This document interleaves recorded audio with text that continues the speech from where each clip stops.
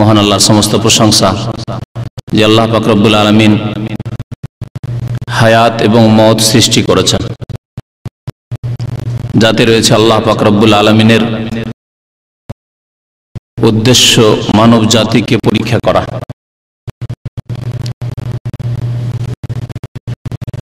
দরুদ ও সালাম নাজিল হোক প্রিয় নবী মুহাম্মদুর রাসূলুল্লাহ সাল্লাল্লাহু আলাইহি সাল্লামের প্রতি, যাকে আল্লাহ পাক রব্বুল আলামিন মওত থেকে ব্যতিক্রম রাখেননি, তার প্রতিও মওত এসেছে। আল্লাহুম্মা সাল্লি আলাইহি আল্লাহুম্মা বারিক আলাইহি। আজকের বিষয়বস্তু মওতকে একটু স্মরণ করিয়ে দেওয়া। কারণ আপনারা হয়তো অনেকে জানেন, গত শুক্রবারে জুমার পরে এখানে আলোচনা ছিল বাংলা ভাষায়। এই আলোচনা অনুষ্ঠানেই, এই মাহফিলেই মওতের ঘটনা ঘটে। একজন মানুষ সামনে এদিকে বসেছিল, আর হল ফুল ছিল। জুমার দিনে হল প্রায় 200 লোকের বেশি এখানে উপস্থিত হন। আর যে ব্যক্তি এখানে ইন্তেকাল করেছেন, তিনি দীর্ঘ 1 বছরের বেশি সময় ধরে নিয়মিত এখানে শুক্রবারে আসেন। আল্লাহ পাক রব্বুল আলামিন মওত নির্ধারিত করেছেন। এই যে মওতের ঘটনা, দিনের মাহফিলে বসে আছেন, আর আমাদের কোন এক ভাইয়ের মওত হইল। এটি শুধু একটি ঘটনা নয়, এখান থেকে উপদেশ নেওয়া উচিত। সেই ব্যক্তি আপনিও হতে পারেন, সেই ব্যক্তি আমিও হতে পারি। আর আজকে না হলে আগামী কালকে হবেন, না হয় কয়েক বছর কয়েক মাস পরে হবেন।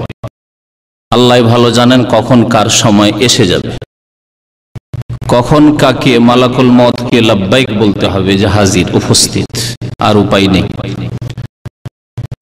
সুতরাং এই মওত থেকে উপদেশ নিতে হবে। মানুষের জন্য মওত হচ্ছে উত্তম উপদেশ দানকারী। মানুষ যদি মওতকে নিয়ে চিন্তা করে এবং মৃত্যুর পরে যে অবস্থা রয়েছে সেই অবস্থার প্রতি ঈমান, বিশ্বাস থাকে, ইয়াকিন থাকে, তাহলে সেই ব্যক্তি কখনো অসৎ জীবন যাপন করতে পারে না। সেই ব্যক্তি কখনো পাপে গুনাহে লিপ্ত হতে পারেন না। আর যদি ভুলভ্রান্তি হয়ে যায়, তাহলে বিনা তওবায় একটি রাতও কাটাতে পারে না। আল্লাহ পাক রব্বুল আলামিন প্রত্যেক বান্দার উপর মওত নির্ধারিত করেছেন, এর ব্যতিক্রম ঘটবে না। এবং আল্লাহ পাক মওত এবং হায়াতকে সৃষ্টি করেছেন। এক যুগ ছিল, কিছুই ছিলেন না, আপনার আমার নাম ছিল না। আবার পৃথিবীতে আল্লাহ পাক হায়াত দান করেছেন, আবার মওত দেবেন। মহান আল্লাহ ইরশাদ করেছেন সূরা মুলকের শুরুতেই, দ্বিতীয় আয়াতে, হুয়াল্লাযী খালাকাল মাউতা ওয়াল হায়াত। আল্লাহ পাক সেই সত্তার নাম যিনি মওত এবং হায়াত সৃষ্টি করেছেন। লিয়াবলুয়াকুম, তোমাদের পরীক্ষা করার জন্য। এই নয় যে মওত হবে, মওত হবে সবাই জানে। কাফির, মুশরিক, মুনাফিক, পত্তলিক, নাস্তিক, যে আল্লাহর অস্তিত্বে বিশ্বাসী নয়, সকলে জানে যে একদিন মরতে হবে, কিন্তু মরার পরে কিছু হবে এ কথায় তাদের বিশ্বাস নেই। আপনি আমি মুসলিম।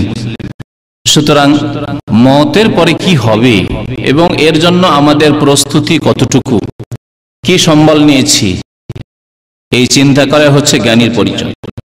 যদি মনে করেন যে আমরা প্রবাসী জীবনে একজন মানুষ বেকুফ, যে আসলো আর দীর্ঘদিন সময় পেল, দেশে ফিরে চলে গেল, এক্সিট লেগে বিদায় হয়ে চলে গেল, কিছুই করতে পারলো না, বলবেন যে বেকুফ লোকটি। এতদিন সময় সুযোগ পেল, 5 বছর 10 বছর বিদেশে থাকলো, কত টাকা পয়সা ইনকাম করে গিয়ে বড় লোক হয়ে যাচ্ছে, বাড়ি ঘর ইত্যাদি করছে, কিন্তু এই লোকটি কিছুই করতে পারলো না।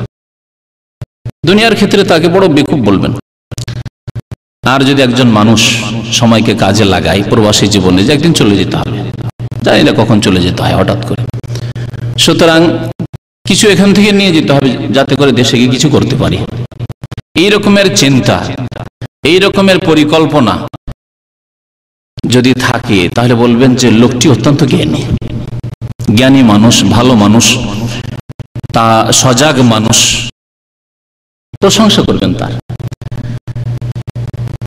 অথচ আল্লাহ পাক রব্বুল আলামিন আপনার রিজিক দেশেও রেখেছেন। এমন নয় যে প্রবাসী জীবন থেকে না নিয়ে গেলে খেতে পাবেন না, এমন কিছু নয়, দেশেও রিজিক আছে। তারপরে এত ফিকির, এবং যারা চিন্তা করে, যারা পরিকল্পনা তৈরি করে যে বিদেশে যে সময়টা পেয়েছি কিছু করি, তাদের প্রশংসা করেন। আর মত এমন একটি বিষয় যে মতের সাথেই কর্মজীবন শেষ হয়ে যায়, মতের সাথে আমল শেষ, এরপরে কিন্তু আর সুযোগ পাওয়া যাবে না। দেশে গিয়ে কাজ করতে পারবেন, হতে পারে এর চাইতে ভালো ইনকাম, অনেকেই করছে এরকম। এখান থেকে গিয়ে দেশে আরো ভালো সুখী ভালো কাজ করছে, এরকম অনেকে রয়েছে, কিন্তু মতের পরে আর কাজের সময় নেই। প্রিয় নবী মুহাম্মদ রাসূলুল্লাহ সাল্লাল্লাহু আলাইহি ওয়াসাল্লাম ইরশাদ করেছেন, ইযা মাতা ইবনু আদম ইনকাতা আমালুহু, আদম সন্তান যখন মারা যায় তখন তার কাজকর্ম বন্ধ হয়ে যায়। এর মানে এই নয় যেমন ওয়াজ মাহফিলে শুনেছেন যে আমল বন্ধ হয়ে যায় মানে শুধু নামাজ রোজা বন্ধ হয়ে যায়, না, দিন দুনিয়ার সব আমল সব কর্ম বন্ধ হয়ে যায়। যেমন একজন লোকের নামাজ, আল্লাহ পাক যদি আজকে কোনো ভাই মত নির্ধারিত রাখেন রাত্রে, তাহলে এশার নামাজই হচ্ছে শেষ নামাজ, আর ফজরের সুযোগ হয়তো পাবেন না। যেমন নামাজ শেষ নামাজ হয়ে গেছে, আর সুযোগ নেই, তেমনি জিকির আজকারও শেষ, তেমনি ভালো কথা বলাও শেষ, তেমনি কালকে সকালে ডিউটি করাও শেষ, নিজের ব্যবসা বাণিজ্যে যোগদান করা, হিসাব নিকাশ করা শেষ। ইনকাতা আমালুহু, কাজকর্ম বন্ধ হয়ে গেছে। এই মত, আমাদের যে ভাইয়ের মত এসেছে, আলোচনা মতের দিকে যাওয়ার আগে বলি যে এটি একটি মুসিবত, এবং মুসিবতের ক্ষেত্রে সে মুসিবত কারো হালকা হোক কারো ভারী হোক, যদি আপনার আপনজন হইতো, সেই দিন দেখলাম এক ভাই তার প্রতিবেশী গ্রামের হয়তো প্রতিবেশী চিটাগাং এলাকার ভাই আর এবং কর্ম ক্ষেত্রের সঙ্গী একেবারে ভেঙে পড়লো কাঁদতে। এইরকম অবস্থা যদি আপনার আব্বা মারা যান, আপনার ভাই মারা যায়, আপনার যদি ছেলে মেয়ে মারা যায়, আপনার স্ত্রী মারা যায়, তাহলে আপনার অবস্থা তাই হবে। মনের অবস্থা, সে বাহ্যিক যতই আপনি ধৈর্য ধরার চেষ্টা করেন, কিন্তু মনের অবস্থা অবশ্যই এরকম হবে যে আপনি শোকে ভেঙে পড়বেন। নবী করিম সাল্লাল্লাহু আলাইহি ওয়াসাল্লাম শোকের ক্ষেত্রে সুন্নতি তরিকা শিখিয়েছেন। মুসলিম উম্মতের যে কোনো ভাইয়ের ইন্তেকাল মুসলিম জাতির জন্য শোক। আল্লাহ পাক রব্বুল কোরআনে কারীমে ইরশাদ করেছেন, আল্লাযীনা ইযা আসাবাতহুম মুসিবা ক্বালু ইন্না লিল্লাহি ওয়া ইন্না ইলাইহি রাজিউন। এতে যেমন শোকের ক্ষেত্রে সান্ত্বনা দেওয়া রয়েছে, তেমনি নিজেকে প্রস্তুত করা রয়েছে। আমরা কিন্তু এই আয়াতের দোয়া পড়তে সবাই অভ্যস্ত। আমাদের দেশের কি নারী কি পুরুষ কি ছোট বড় সকলেই জানে যে কেউ মারা গেলে, কেউ যদি মারা যায় আর হঠাৎ করে সংবাদ আসে ইন্না লিল্লাহি ওয়া ইন্না ইলাইহি রাজিউন পড়তে জানেন, কিন্তু উদ্দেশ্য কি, অর্থ কি, কি বললাম, কি বুঝলাম, আমার জীবনে কি পরিবর্তন আসলো, জিরো।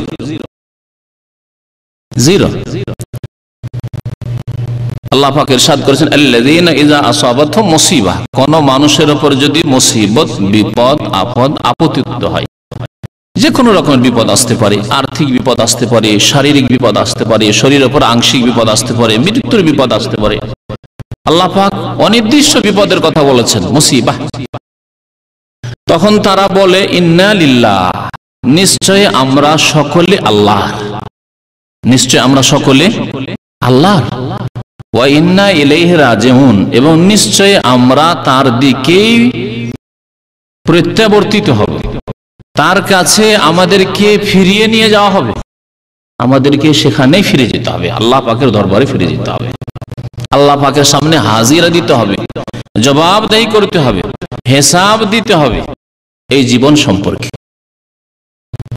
যে দুটি কথা বললাম, যে এই দোয়া, কোরআনী দোয়া ইন্না লিল্লাহি ওয়া ইন্না ইলাইহি রাজিউন, এই পড়াতে যেমন সান্ত্বনা রয়েছে, ইন্না লিল্লাহ, আমরা সকলে আল্লাহ। তাহলে মৃত ব্যক্তির আত্মীয় স্বজন আপনজন বন্ধু বান্ধব তাদেরকে যেন সান্ত্বনা দিয়েছেন, আমরা সকলে আল্লাহ, আমরা সকলে আল্লাহ। আমরা তাহলে আমাদের মালিক নই, আমার ছেলে মেয়ের মালিক আমি নই, আমার স্ত্রী আপনার স্ত্রীর আত্মীয় স্বজন বাবা ভাই এদের মালিকানা আমাদের হাতে নেই। ইন্না লিল্লাহ, আমরা সকলে আল্লাহ পাকের। এবং আল্লাহ পাক যখন দিয়েছেন, আল্লাহ পাকের নীতিমালা হচ্ছে যে ওয়া ইন্না ইলাইহি রাজিউন, তিনি আবার ফিরিয়ে নেবেন এই আমানত, ফিরিয়ে নেবেন আল্লাহ পাক রব্বুল আলামিন। দুনিয়ার ক্ষেত্রে যদি আপনার কাছে আমি 10,000 রিয়াল রাখি যে ভাই আমার কাছে নিরাপত্তা আর অভাব, সুতরাং আপনি টাকাটা আমানত রাখুন। আপনি 10 দিন রাখলেন কি 6 মাস রাখলেন, বছর রাখলেন বা 10 বছরই রাখলেন, কি আপনার খুব মায়া হয়ে গেছে।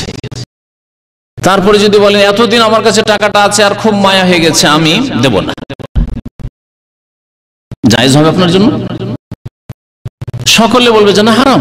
আপনি অপরের টাকা নিয়ে আছেন, 10 বছর থাকলো আপনার কাছে, ইচ্ছা করলে আপনি হয়তো ভিতর ভিতর আপনি তা দিয়ে অনেক উপকৃত হয়ে গেছেন, নিজের ব্যবসায় লাগিয়েছেন, যখন অসুবিধা পড়েছেন সেটা কাজে আপনার ব্যবহার করেছেন। এখন আপনার আমানত ফিরিয়ে চাওয়া হয়েছে, দাও আমার টাকা ভাই আপনার কাছে রেখেছিলাম, এখন দাও, আমি দেশে যাব, আমি জমি কিনবো, আমার কাজ আছে।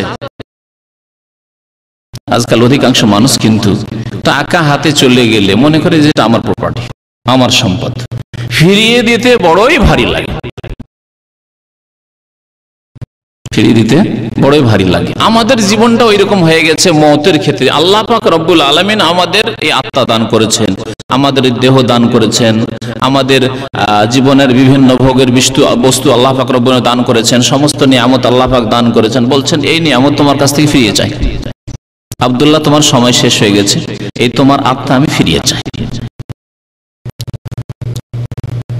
যদি বলেন না না না, এই লোকটি 28 বছর বয়স হয়েছে, 30 বছর বয়স হয়েছে, না না না কেমন কথা, আমার ছেলে মাত্র 5 বছর 7 বছর, এখন স্কুল কলেজে লেখাপড়া করছে, এর কিছু ফলই খেতে পেলাম না, না ফিরিয়ে দেওয়া হবে না, যুক্তিসঙ্গত নয়। কারণ আল্লাহ পাকের দান, আমার আমানত আপনার কাছে 1 মাস রাখি আর 6 মাস রাখি আর 10 বছর রাখি, আমার ইচ্ছা,